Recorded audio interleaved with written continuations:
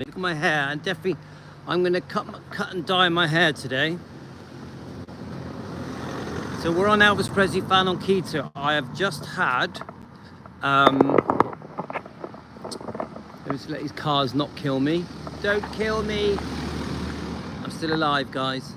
I've just had 1 egg, 2 small bits of steak, 3 slices of bacon. So I'm pretty carnivore, but then I had some blackberries and I've decided I haven't eaten enough blackberries. So I am now on the hunt for blackberries. Look where I am.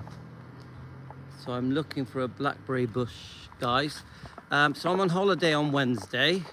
So I want to cut and dye my hair, have a decent shave. So we're going to have a little walk whilst I discuss a few things of today's topic. So I've been very busy on defending Elvis. Look at that. Look at these baby little plums. Look at these little plums. Look, guys. When they get bigger, I'm going to eat them. I do like plums. I love plums, in fact. Sweet and sour, yeah? So I've been busy on defending Elvis, the YouTube channel. Linda woke me up today with a Memphis Mafia artificial intelligence video. She said, oh, I know you're going to like it. And so I decided to review it. I'm only 10 minutes in. I hate it. No, sorry, Linda. We agreed to disagree. Me and Linda are good friends. I love Linda. I just see things differently. So I was playing the Memphis Mafia video. It's got a massive picture of Lisa Marie Presley. Come on, guys. We know that Lisa Marie Presley is very unhappy with certain members of the Memphis Mafia. Right, blackberries. Let's see if I can find one that isn't full of maggots. Look at them. You have to be careful. There's one, look. You've got to be careful. Ugh, that was horrible. Ugh, that was disgusting. Ugh. Sorry, guys. Ugh. So, without getting killed by a car, the trick is with blackberries is to try and find them soft. That looks soft.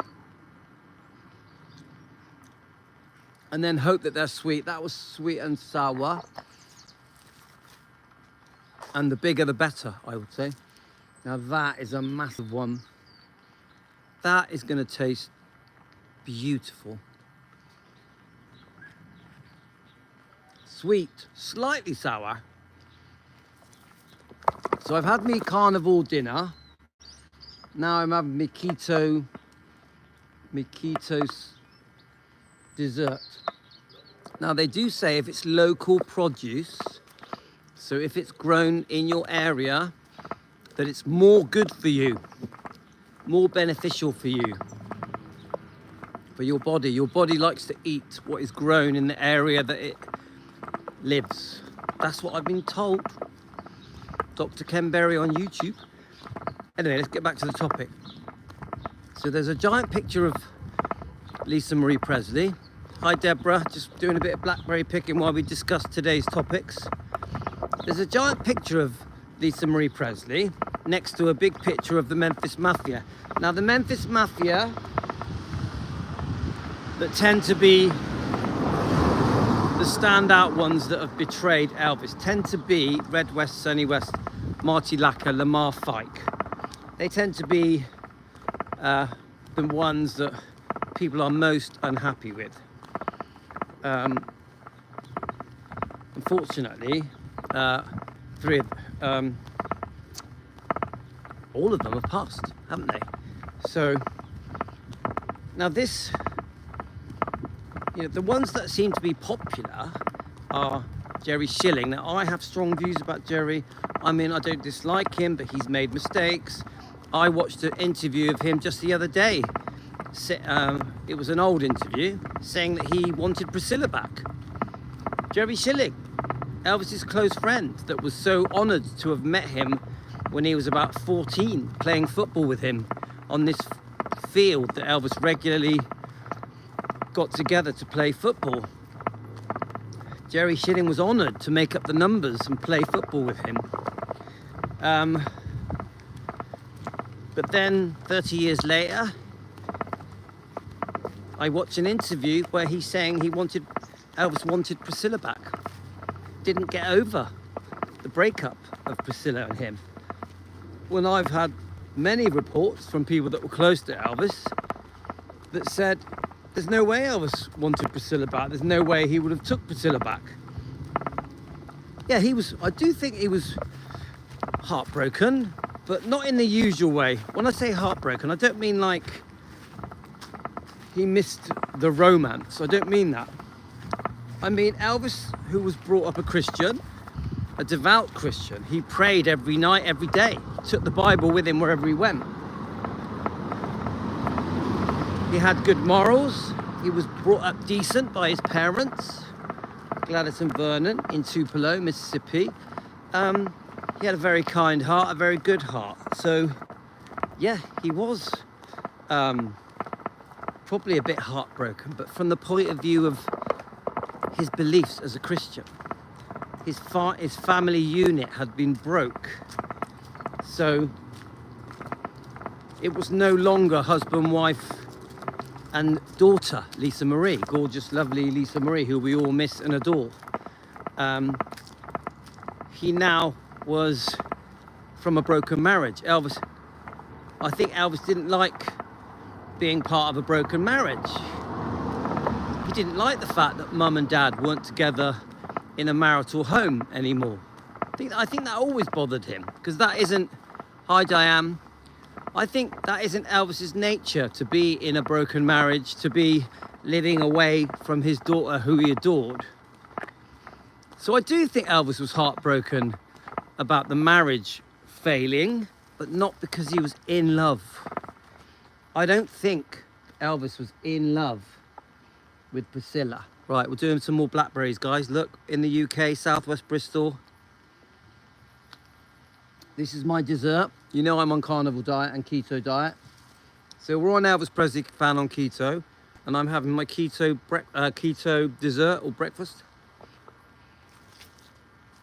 Oh, that was sour.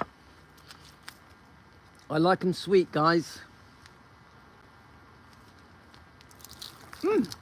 So we're in the bushes. So I do accept Elvis didn't like being a divorced person. Didn't like it. Didn't like that one. You got to be careful, guys, because the flies are laying eggs. So you get some of them, if you're not careful, will have maggots in them. You don't want maggots in your blackberries. Even though I have heard that maggots are actually very nutritional. Have you heard that, guys? Maggots are very nutritional. So, where are we? Can we see any maggot-free blackberries? Should we pick one? Let's pick a big one. Look, there's loads of flies everywhere, which is not a good sign. That one looks maggot-free, look.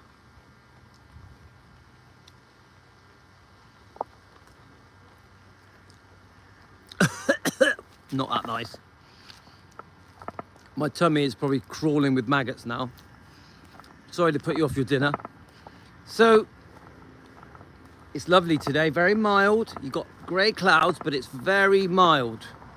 We're getting ready because I'm going on holiday on Wednesday for 9 days. I will still be doing lives and videos because I'll have my phone and my laptop with me. They'll just be in Spain. Yeah, maggots are good, but not for me. They're full of protein, I think, Jen. So I always will say that Elvis never liked the fact that he had to go through a divorce. I actually think the reason Elvis went through with a divorce, and some of you may disagree with this, is because he wasn't given a choice. I actually think that once Priscilla was found out having this secret affair with Mike Stone, the karate champion, she demanded it and she didn't give Elvis a choice. Now, for the sake of his pride, he filed for the divorce. I think he wanted the public to know that he filed for the divorce, when the truth is, I still think she demanded it. Because if you listen to Mike Stone's interviews, the karate guy, a very successful champion, the karate teacher, he clearly says Priscilla told him that she wanted a divorce, that she was gonna demand a divorce. He told him more than once, and he has said it in interviews many times. So guys, I don't want to disappoint any of you, but she made that divorce happen. Let me just get past.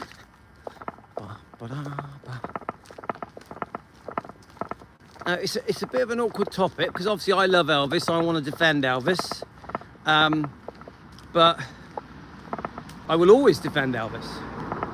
But I always throw in, we have to be fair, Elvis was unfaithful as well. We have to say that, we have to be fair. Elvis did go away a lot, and she was left to herself to do whatever she did. Obviously, when she was left to herself, hi Linda, when she was left to herself, she was unfaithful. That's the truth of it, guys. Priscilla was, when she was left in whichever home that they lived in, she was unfaithful. She kept busy. She had lots of friends and family to mix with, including her brother and sister, including her parents could visit, couldn't they? She didn't just sit at home in Gracelands, locked in a room, which is the impression she tries to give us, doesn't she?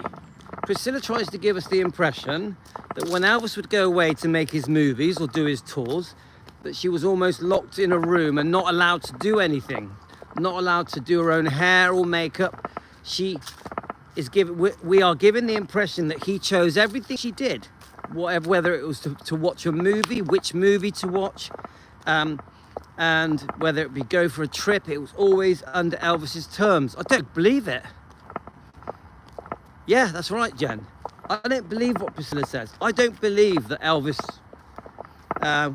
would have forced Priscilla to only do the things that he wanted. That is so far from the Elvis that we've all got to know. Yeah?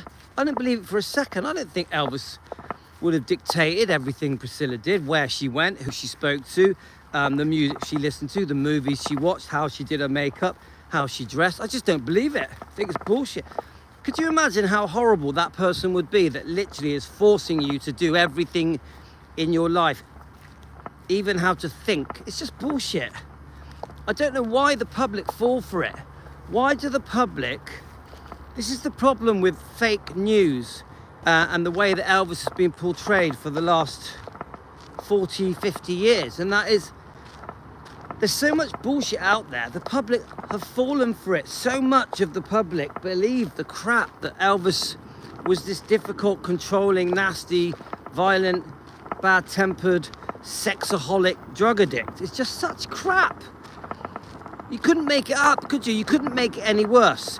If I said to you, let's portray someone in the worst possible light, let's think it up, it will be the lies that are said about Elvis, whether it's that he's a paedophile, or that he's a drug addict, or that he was massive, a big fat giant man that died on the toilet, that was binging on burgers, that was shooting up with injections, that was beating and raping his wife. Do you know what I mean? Do you know how ridiculous it is? That is so stupid that the public were slowly conned and tricked into thinking the most disgusting thoughts about poor Elvis Presley. And what added to it, because obviously Priscilla did a lot of damage, yeah? Priscilla caused a lot of this. But it also started with Red West, Sonny West and Dave Hebler with that book, Elvis, What Happened? Because that book was sensationalized in the press, in the magazines, on TV, and it sold, I watched Steve Dunleavy say that it sold 13 million copies. 13 million copies and counting. These are the things that have completely ruined Elvis's reputation, completely trashed it. have broken Elvis's reputation. And the problem is, because Elvis is dead, God rest his soul, we miss him so much, who's going to stand up for Elvis? Seriously, who stands up for Elvis? Elvis can't stand up for himself. He's in heaven with Lisa, with Ben, with Gladys, with Vernon. Elvis can't stand up for himself. So anybody can say whatever they want. Anybody. Not just Priscilla. My show isn't just about Priscilla. All the people that have twisted the truth and exaggerated things and lied and made books and movies and documentaries and biographies trashing Elvis, a lot of these people were very close to him, knew him very well, grew up with him, was his ex-wife, his best friend, his most important employees, the Memphis Mafia. You couldn't make it any worse. It couldn't be worse than it is. If I spoke to Elvis now and I said to him, oh, by the way, the world, this is the impression they have of you as a human being, this is how they see you, and I listed all the things I just said to you, all the disgusting, horrible things that have been said about him for 50 years, he would be horrified. He would be like, oh my God, what did I do that was so bad? What did I do that was so bad? Yeah, okay, I had girlfriends. Sometimes I was unfaithful. I was very sick, so I took prescription medication. Okay, I may have took too many. I may have been addicted to some of my medications, fair enough. I never touched Priscilla when she was underage. We were just friends. In fact, I only knew her for a matter of months in Germany and then didn't see her for 2 years and 3 months. I waited until she was nearly 18. We didn't become sexual until she was 18. Southern Roots Adventure, that's a new name. I'm in the southwest UK, my friend. My name's Louis. We're here at Defending Elvis. Welcome. Welcome to our group. This channel is called Elvis Presley Fan on Keto because I am on keto. I'm 58 years old. I've just turned 58. I'm on carnivore and keto diet. And I discuss Elvis every day. I defend Elvis and Lisa Marie every day. We're all massive Elvis fans. So if I spoke to Elvis right now and said to him, do you know the way that the world portrays you? They portray you as a fat, druggy paedophile. He would be shocked. He would be like, why? Did you see all the good I did for the world? Not only did I transform modern culture musically, I spent my whole life giving away everything I had, helping charities, helping complete strangers. I really looked after every person that ever came into my life, whether it be my parents, my cousin, my stepson, my stepbrothers, the Memphis Mafia, anybody that I worked with, anybody that came into my life, any employees, I always helped them. I helped everyone I knew to the day I died. That is something that Elvis can honestly say that is true. Isn't it, guys? Elvis helped everyone he knew to the day he died, including ex-girlfriends, ex-wives, Memphis Mafia, Cousin Smith, step-brothers, all three of them, even their mum. Elvis did nothing but good for his whole life. But his thanks was to trash him in public, in magazines, in tabloids, on TV, in interviews, in movies, for the last 50 years. Elvis even helped people that were complete strangers. Elvis would get a newspaper, he would look for people that needed help and help them. He would even travel to their homes. I hear of one story where he visited someone and gave them a wheelchair. I've never known anyone who was pure-hearted and kind and generous as Elvis. That is such a great thing to say, Linda. I totally agree. I have never heard of a celebrity or a person that literally spent their whole life giving away everything they had, and that helped every single person they knew. Everyone. You speak to anybody proper that doesn't have some kind of revenge, jealousy thing going on, and they will speak beautifully of Elvis. Anyone that met Elvis on movie set, any co-stars, any fellow actors that were making movies with him, anyone that sang with Elvis, any of his backing singers and band, you speak to them and they will all speak beautifully about Elvis Presley. They knew him well. He got to know them well. He gave them time. He gave them time. He sat down and listened to them. There's some good videos, actually, of Elvis speaking with his band members. How lovely and kind he was. How he would listen to them, listen to their problems. Elvis didn't give you a choice. He was going to help you whether you liked it or not. He didn't like you to refuse his gifts. He had so much joy in him. The thing that gave him the most joy was giving, caring, sharing.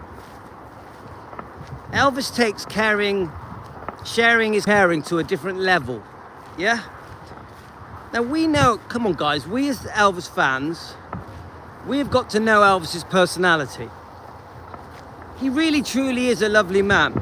When you're researching Elvis in the way that we do, me, Team Elvis, Elvis fans around the world. Remember, Elvis fans around the world have been defending him since the 1950s. Elvis was picked on and bullied even in the 1950s when he first shot to fame.